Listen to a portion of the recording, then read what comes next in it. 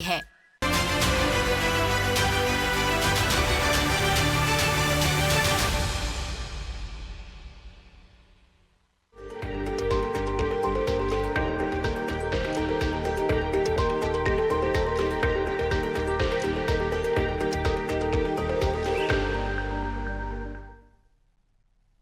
नमस्कार, मैं हूं मनोज वर्मा और आप देख रहे हैं अटेंशन।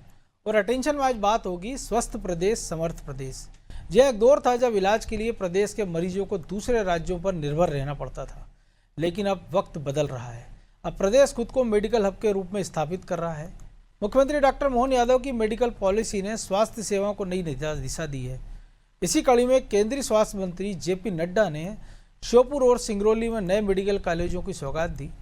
दरअसल पिछले 1.5 साल में स्वास्थ्य ढांचे के विस्तार में तेजी आई है। फ्री एयर एम्बुलेंस सेवा इसका बड़ा उदाहरण है। ऐसे में सवाल ये है कि मोहन सरकार की मेडिकल नीति क्या MP को पूरे देश के लिए एक हेल्थ केयर मॉडल स्टेट बना देगी, और आने वाले सालों में मध्य प्रदेश स्वास्थ्य सेवाओं में देश को और क्या नया दे सकता है। आज चर्चा इन्हीं सवालों के आसपास करेंगे, लेकिन पहले रिपोर्ट देखिए।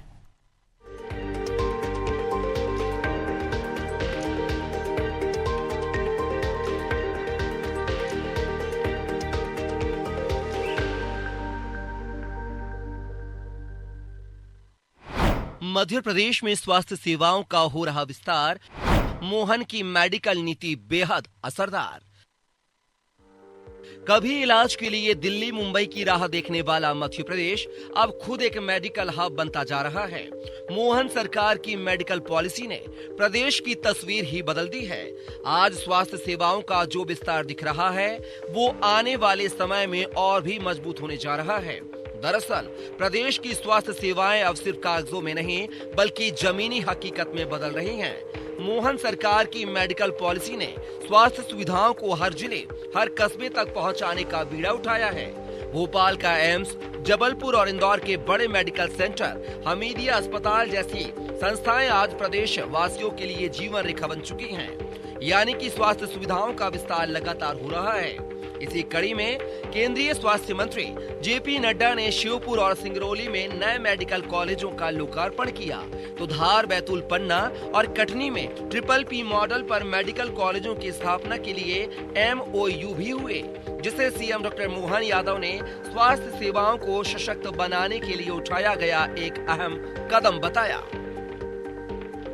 2002-03 तक 1956 में मध्य प्रदेश बना है, लेकिन 56 के बाद केवल 5 मेडिकल कॉलेज मध्य प्रदेश को मिले थे, और ये उसके बाद 9 मेडिकल कॉलेज सरकारी अगर मिले हैं तो मुझे एक आध कहीं छोड़ दें तो ये दोनों आपके टेन्योर में ही मिले। माननीय स्वास्थ्य मंत्री जी, जोरदार अभिनंदन करें, ये आपका ही कमाल है।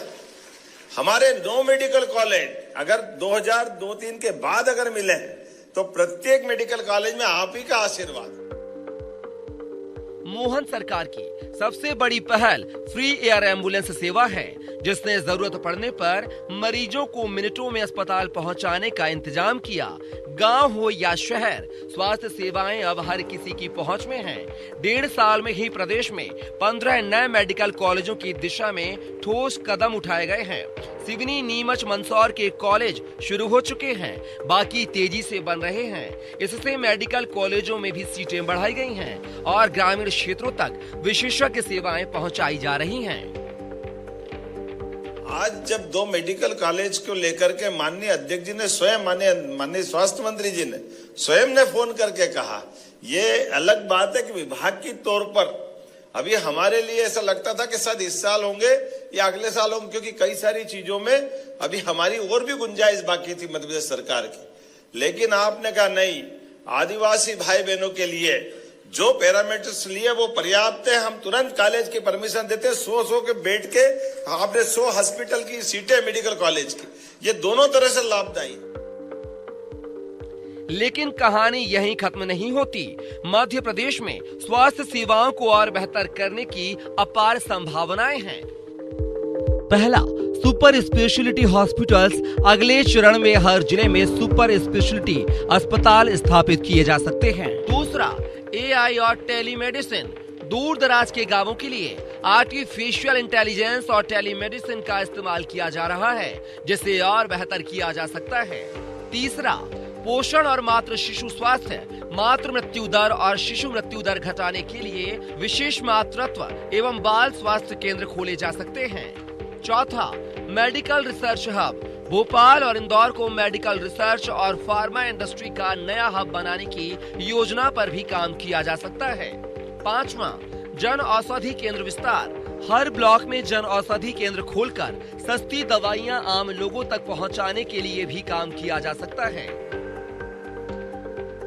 यानी आज जो बीज बोए जा रहे हैं, कल वही एक सशक्त और आधुनिक स्वास्थ्य व्यवस्था की नींव बनने वाले हैं। मोहन सरकार का लक्ष्य साफ है, मध्य प्रदेश को ऐसा प्रदेश बनाना जहां इलाज के लिए किसी मरीज को राज्य की सीमाएं पार न करनी पड़े। और इसमें कोई दो राय नहीं है कि मोहन सरकार की मेडिकल पॉलिसी ने प्रदेश को स्वास्थ्य सेवाओं का नया नक्शा दिया है। और अगर यही रफ्तार कायम रही तो आने वाले वक्त में मध्य प्रदेश न सिर्फ बीमारियों का इलाज करेगा, बल्कि स्वास्थ्य सेवाओं में पूरे देश को एक नई दिशा भी दिखाएगा। ब्यूरो रिपोर्ट, अनादि टीवी, भोपाल।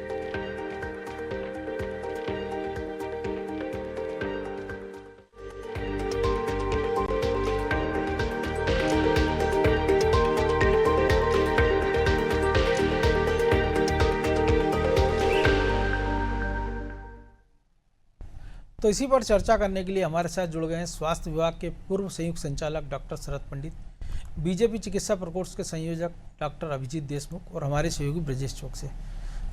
बहुत स्वागत है आप दोनों का, देशमुख जी आपका भी, पंडित जी आपका भी। तो सबसे पहले मैं आप ही के पास आऊँगा शरद जी, कि इतने लंबे दशक से आप मध्य प्रदेश की स्वास्थ्य सेवाओं को देख रहे हैं, उसका हिस्सा भी रहे हैं आप। तो ये पिछले जो 2 दशक में जो परिवर्तन आया मध्य प्रदेश में स्वास्थ्य सेवाओं के विस्तार को लेकर, उसकी जो रीच को लेकर, उसको कैसे देखा जाए और क्या कुछ होना ज़रूरी है, जिससे अभी भी जो खबरें आती हैं कि छोटे मोटे इलाजों के लिए जो दूर दराज के क्षेत्र के ग्रामीण हैं या लोग हैं, उनको बड़े शहरों की ओर भागना पड़ता है या नज़दीक के पड़ोसी के किसी राज्य की ओर मुँह ताकना पड़ता है। आवाज़ मिल रही शरद जी आपको? चलिए मैं आऊँगा आपके पास। तो अभिजीत जी, आप भी लंबे समय से दौर को देख रहे हैं, इसी पेशे से जुड़े हैं, तो आप कैसे देखते हैं मध्य प्रदेश के इस बदलते परिदृश्य को, खासतौर से जो मेडिकल को लेकर हम बात कर रहे हैं जिसकी? जी, मैं एज अ चिकित्सक जो मैंने इतने सालों से देखा है, जिस तरह से हमारा मध्य प्रदेश, खासतौर से हमारी जो भाजपा सरकार आने के बाद जिस तरह से जो हेल्थ सर्विसेज में प्रगति हुई है, चाहे वो गवर्नमेंट हॉस्पिटल्स हो, सरकारी शासकीय कॉलेजेस हो, हॉस्पिटल्स हो, या प्राइवेट मेडिकल कॉलेजेस हो, या प्राइवेट हॉस्पिटल्स हो, हर जगह पर जो मोडालिटीज जिसको बोलते हैं, सुविधाएं बहुत अच्छे से, बहुत तेजी से बढ़ी हैं। अगर हम पूरे देश में अगर हम कंपेयर करेंगे तो उसमें हमारा मध्य प्रदेश अग्रणी है। और आज जैसे 2 मेडिकल कॉलेजेस खुले हैं, और खासतौर से आदिवासी एरिया में, अंचल में, जहां पर बहुत जरूरत है ऐसे लोगों को जो होती है, वहां पर अगर मेडिकल कॉलेज खुलता है तो ये जो सुविधाएं हैं, एडवांस टर्शियरी केयर जिसको हम बोलते हैं, वो उनको अपने एरिया में मिलेगा। तो ये बहुत अच्छा प्रगति है। तो स्वास्थ्य के इसमें हम तो देख रहे हैं कि जो मोडालिटीज के रूप में भी हम देखते हैं कि पहले तो एक कोई मोडालिटी होती है, सुविधा को आने में हमारे देश में, प्रदेश में बहुत समय लगता था। अब वो कहीं पे भी दुनिया में कहीं पे भी अगर वो मोडालिटी आती है, सुविधा आती है, वो तुरंत हमारे देश में और हमारे प्रदेश में तुरंत आती है। लेकिन आपको नहीं लग रहा है कि जो एक और दिक्कतें आती हैं कि मान लीजिए आपने बहुत बड़ा स्ट्रक्चर खड़ा कर दीजिए, बहुत अच्छी मशीन आपने इंस्टॉल कर दी है, लेकिन जो छोटी छोटी उसकी रिक्वायरमेंट है, जिसके कारण फिर मरीज परेशान होता है कि मान लीजिए टेक्नीशियन नहीं है, या जिस कंपनी को टेंडर दिया गया था वो कंपनी शर्तें पूरी नहीं कर रही है, या उस मशीन का छोटा सा पार्ट्स ख़राब हो गया है, तो वो भोपाल की फाइलें भी देखते हैं, बल्लभ भवन जाकर आने में 3-3 महीने लग जाते हैं। तो दूर दराज की स्थिति और ख़राब है। तो एक ऐसे एक फंड की वैकल्पिक व्यवस्था हो, जो कि डॉक्टर जो वहाँ मौजूद हैं, जो CMO हैं, डीन हैं, उनके पास ये कम से कम पावर है कि इतना कि कम से कम कि जो छोटी मोटी रिक्वायरमेंट के लिए, जैसे भोपाल की हम बात कर लीजिए, मान लीजिए खबर आती है कि साहब वो एक डेंटिस्ट नहीं है किसी हॉस्पिटल में, या केवल इसलिए कीमोथेरेपी नहीं हो पा रही है कि उस मशीन का एक पार्ट ख़राब हो गया, MRI इसलिए नहीं हो पा रही है क्योंकि बिजली का कनेक्शन लूज हो गया है। तो जो पूरा सरकार इतना सारा स्ट्रक्चर खड़ा कर रही है, इतने सारे संसाधन जुटा रही है, लेकिन खबर नेगेटिव निकल कर आती फिर कि साहब ये चीज़ नहीं हुई, ये इस बनिस्बत इसके कि इतना अच्छा काम हो गया है। क्योंकि एक खबर आपने भी देखी होगी कि 10 साल पहले हमने बैतूल के पाडर में, एक छोटा सा कस्बा है, वहाँ पर डॉक्टर 11 घंटे की सर्जरी के बाद 2 जुड़वा बहनों को अलग कर देते हैं, जो कि हिंदुस्तान में चमत्कार माना गया है। विदेश तक में ऐसे ऑपरेशन गिनती के रेयर हुए हैं। तो वो उपलब्धियां दब जाती, लेकिन खबर ये आती कि साहब रेबीज का इंजेक्शन नहीं है, सांप के काटने का वेनम नहीं है, या वो जो मशीन है वो ख़राब है। तो इस दिशा में आपको लगता है कि सरकार को कुछ करना चाहिए, केवल बिल्डिंग खड़ी करने से कुछ नहीं होगा? बिल्कुल, सरकार इस पे बहुत सीरियसली काम कर रही है। डॉक्टर्स को, चिकित्सकों को, पैरामेडिक्स को भी प्रैक्टिकल जो प्रॉब्लम्स आती है जी, लगता है कुछ तकनीकी दिक्कत है। ब्रजेश जी, आप भी, हम भी लंबे समय से इसको दौर को देख रहे हैं। जो बात मैंने अभी उनसे अभिजीत से ही पूछी, आप हम भी देख रहे हैं। और हालांकि अब थोड़ा ये सुधार हमने देखा कि कई बार हम देखते थे कि एक पूरा कैंप लगा दिया आपने, 100 लोगों की एक साथ आपने आंखों का ऑपरेशन कर दिया, मोतियाबिंद का, कई लोग आंख गंवा देते हैं। नसबंदी ऑपरेशन की वो तस्वीरें भी हमने देखी हैं कि पूरे अस्पताल में महिलाएं बेड नहीं है, लेटी हुई हैं, एक बेड पर 2-2 लोग के सीन भी हमने मध्य प्रदेश में देखे हैं। लेकिन अब स्थितियाँ बदल रही, क्योंकि तब ये था कि 5 मेडिकल कॉलेज था, आज हम 20 पर पहुँच रहे हैं, और हो सकता है अगले 1 दशक में शायद सारे जिलों में मेडिकल कॉलेज बन जाए। निश्चित तौर पर मनोज जी, कोई भी चीज़ के 2 पक्ष होते हैं जी। एक पक्ष अच्छा होता है, दूसरा पक्ष खराब होता है। यदि हम बात करें कि बीजेपी सरकार की या उससे पूर्ववर्ती सरकार की बात करें कि 1990 से लेकर 2003 तक क्या मध्य प्रदेश की स्थिति थी, 2003 से हम जब बात कर रहे हैं 2025 में, तब क्या परिस्थितियाँ बदलाव हुई। निश्चित तौर पर अभी और सुधार की गुंजाइश है और ये निरंतर एक प्रक्रिया है। लेकिन आप देखिए कि स्वास्थ्य के क्षेत्र में लगातार, चाहे बजट की बात करें हम, 2 गुना हो गया उसके बाद से, चाहे हम मेडिकल कॉलेज की बात करें, जो मुख्यमंत्री जी को सुन रहे थे हम कि 5 मेडिकल कॉलेज थे, 12 हो गए और निर्माणाधीन है लगातार। हम यदि डॉक्टर और स्टाफ की बात करें तो पहले बहुत भारी कमी थी। आप देखिए कि पीएचसी और जो सीएचसी की संख्या सीमित थी, उपकरण कम थे, लेकिन अब इनमें 1200 का इजाफा कर दिया गया है और सीएचसी के पद में भी 332 का इजाफा कर दिए गए। तो लगातार हम देख रहे हैं कि स्टाफ भी बढ़ रहा है, जो कमियां थी उनको दुरुस्त किया जा रहा है। किसी भी क्षेत्र में जाएंगे आप, जो कमियां रहेंगी, चाहे हम शिशु मृत्यु दर की बात करें तो देश में हम उस समय में सबसे ज़्यादा थे। तब 1000 लोगों में 82 शिशु की मौत हो जाती जन्म के बाद। मातृ मृत्यु दर में भी हम देख रहे हैं कि तब भी आंकड़ा जो बहुत 400 प्लस के बाद हम देखते थे कि 1 लाख पे 400 प्लस मौतें हो जाती थी, जिसमें 50% की कमी आई है। टीकाकरण की जो स्थिति देखते हैं तब 30% था, आज हम देख रहे हैं कि वो 80% हो गया है। तो इजाफा तो हुआ ही है। बिल्कुल। ग्रामीण और आदिवासी क्षेत्रों में हमने देख रहे हैं पहले ना के बराबर स्वास्थ्य सेवाएं थी। मैं खुद ग्रामीण परिवेश से आता हूं, तो देखते हैं कि किस तरह से आपको विदिशा भागना पड़ता था। डिलीवरी आप देखिए कि तब कहाँ पे होती, ग्रामीण क्षेत्रों में सर्वाधिक होती थी। आज की तारीख में हम देखते हैं कि आशा कार्यकर्ताओं, आंगनवाड़ियों का जब जिस तरह से उनको ट्रेंड किया है, उनकी मॉनिटरिंग की जाती है, तो अब वो शहरी क्षेत्रों में अस्पतालों में जननी एम्बुलेंस, हाँ, और जो जननी उन्मूलन क्षेत्र में काम किया, 108 एम्बुलेंस का भी उसमें महत्वपूर्ण योगदान है कि। लेकिन इसके बाद भी खबरें आती हैं ना कि आपको कहीं पे एम्बुलेंस नहीं मिली, कहीं पे आपको सब ले जाने के लिए नहीं मिले, लेकिन कम आती हैं। इससे पहले इनकी इजाफा ज़्यादा था। यदि हम अन्य क्षेत्र में देखें, जो बजट का मैंने जिक्र किया है, अब आज की तारीख में पीपी मॉडल में शुरू कर दिया है।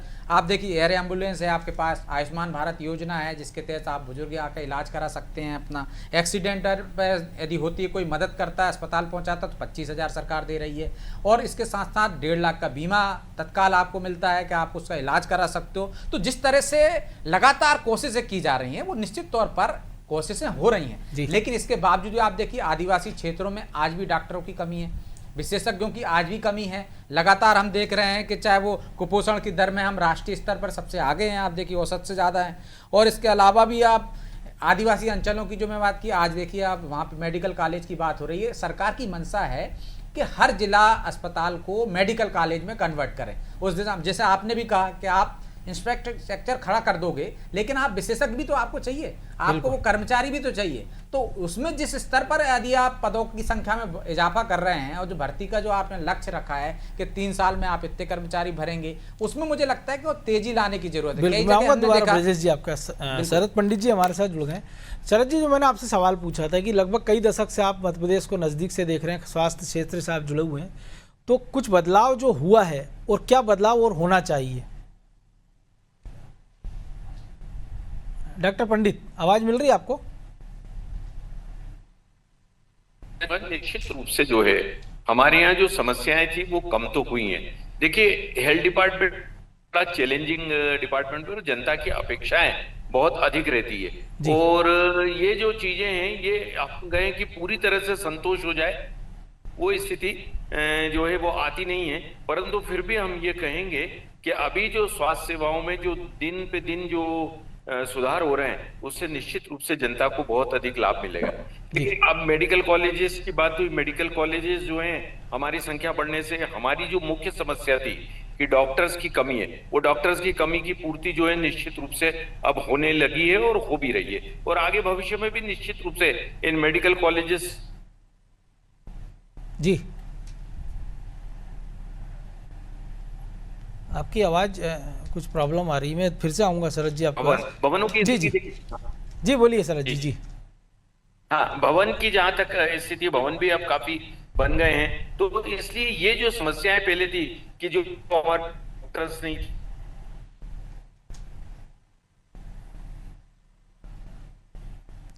आपकी आवाज फिर से नहीं आ पा रही, लगता है काफी कमी आई है, बहुत सुधार हुआ है जी।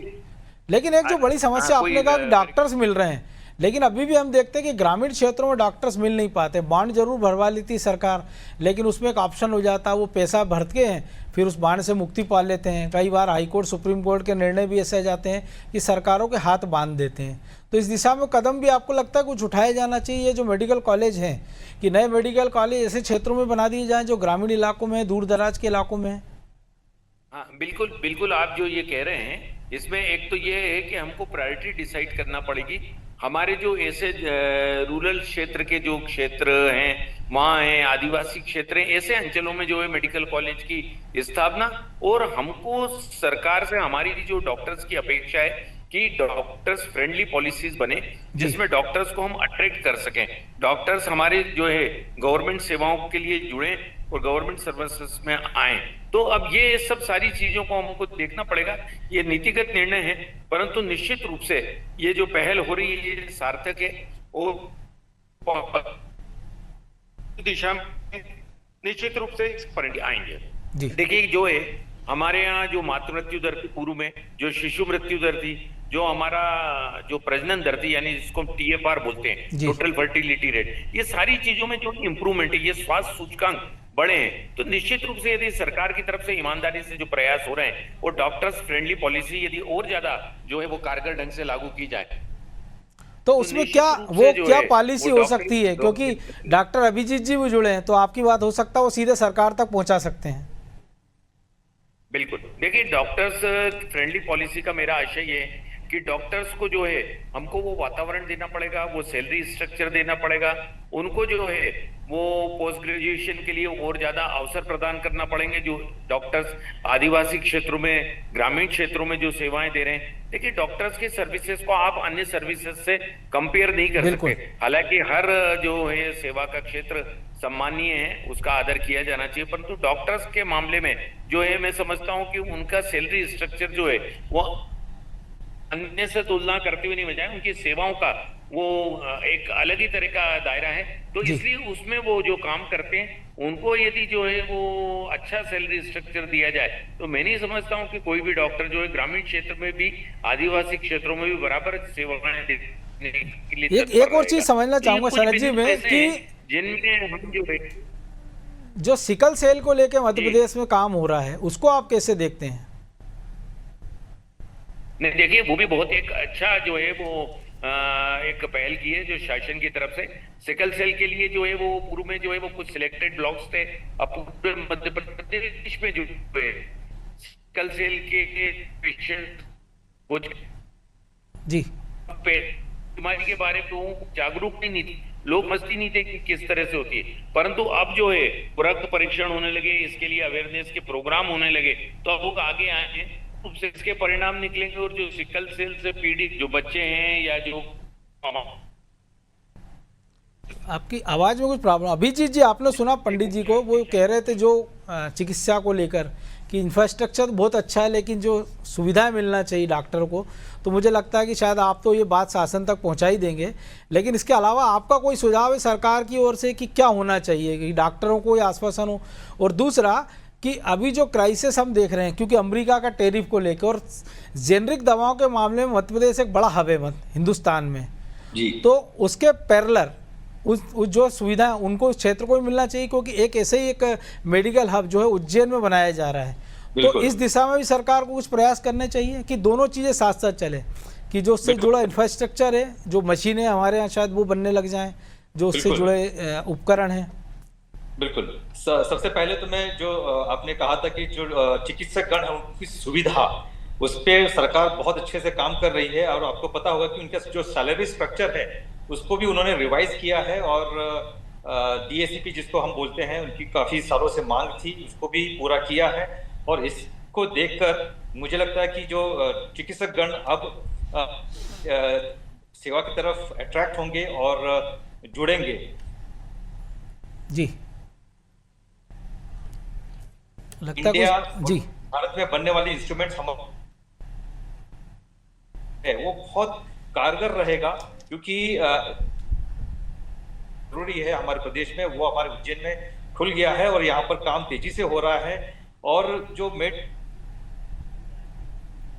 कुछ तकनीकी दिक्कत आ रही है। तो ब्रजेश जी, आपने दोनों सुना, तो और क्या हिसाब होना चाहिए? क्योंकि एक और चीज़ हम देखते हैं कि जो डॉक्टर शरद जी ने उठाया है कि जो प्रोटेक्शन की बात है, कि डॉक्टरों के साथ मारपीट की घटना होती है, कई बार होता है कि काम के घंटे उनके इतने ज़्यादा हो जाते हैं कि इसका एक स्ट्रेस अलग होता है, जिसका खामियाजा वो खुद भी उठाते हैं। कई बार हम देखते हैं कि भोपाल में कई बार ऐसे केस आए कि जो जूनियर डॉक्टर उन्होंने सुसाइड कर लिया है, या कई बार मारपीट की नौबत आ जाती है। तो इस दिशा में सरकार को ध्यान देना चाहिए। छोटी सी प्रतिक्रिया। निश्चित तौर पर इस दिशा में सरकार काम करते दिख रही है, लेकिन इसके लिए एक और बेहतर ऐसे हो सकता है कि आप डॉक्टर को एक कैडर बना दो। आप देखिए सुपरविजन अधिकारी कौन है डॉक्टरों के? कलेक्टर आपके सुपरविजन अधिकारी हैं, IAS आपके सुपरविजन अधिकारी हैं। हेल्थ डिपार्टमेंट में डॉक्टरों के पास मूल समस्याएं क्या हैं, उनकी परेशानियां क्या होती हैं, उनका निराकरण कैसे करता है, ये बेहतर तरीके से डॉक्टर समझता है। तो आप हेल्थ डिपार्टमेंट में उनका आपका CR लिखने का अधिकार भी आपको डॉक्टरों को ही दे देना चाहिए।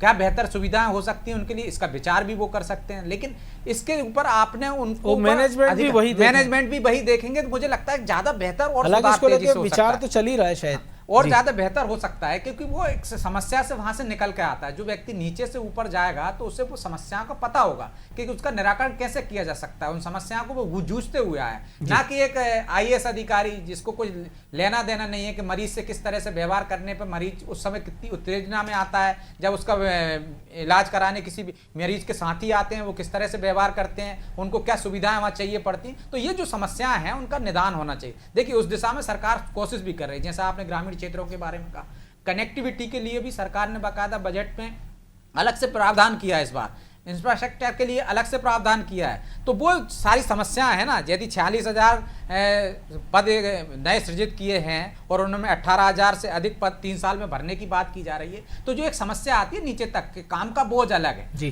फिर भी इसके बावजूद भी हम देख रहे हैं कि यदि CAG की रिपोर्ट देखते हैं हम, तो आज भी डॉक्टरों की, विशेषज्ञों की भारी कमी है, मेडिकल अफसरों की भारी कमी है, स्वास्थ्य कर्मियों की भारी कमी है। अब उसका एक पहलू ये भी ना कि जिस प्रकार से लगातार मेडिकल कॉलेज बढ़ते जा रहे हैं, तो रिक्वायरमेंट बढ़ रही है, आबादी बढ़ रही है, और तो लोगों में अवेयरनेस बढ़ रहा है ना, वहाँ पे यदि बिल्कुल काज बढ़ रहे हैं तो 2000 और लोगों में भी अवेयरनेस बढ़ रही है। बहरहाल वक्त इतना ही था। बहुत धन्यवाद अभिजीत जी आपका, शरद जी आपका। तो स्वस्थ प्रदेश समर्थ प्रदेश वो तभी बनेगा जब सबको अच्छा स्वास्थ्य मिले, घर के पास मिले, और उसको कम से कम ये श्योरिटी हो कि अगर वो बीमार पड़ेगा तो उसको लाइनों में धक्के नहीं खाना पड़ेंगे, दवाइयों के लिए जूझना नहीं पड़ेगा, और एक अच्छे और बढ़िया सा उसको ट्रीटमेंट मिलेगा और अच्छे डॉक्टर की उपलब्धता रहेगी। प्रदेश सरकार में इस दिशा में एक कदम बढ़ाया है, लेकिन ऐसे कई कदमों की और अभी ज़रूरत है। अटेंशन में आज इतना ही। मुझे दीजिए इजाज़त और आप देखते रहिए अनादि TV। नमस्कार।